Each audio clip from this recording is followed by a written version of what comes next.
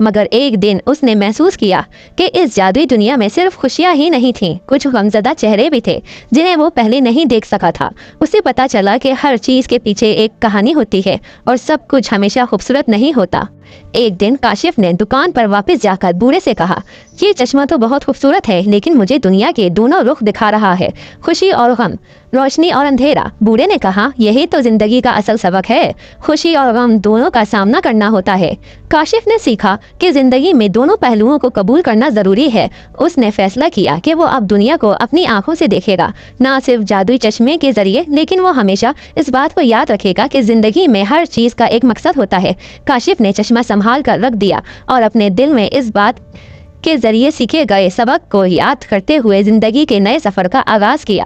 اب وہ اپنی آنکھوں سے دیکھ کر دنیا کو سمجھنے کی کوشش کرتا اور جادوئی چشمے کو ایک یادگار کے طور پر اپنے پاس سنبھال کر رکھتا تھا۔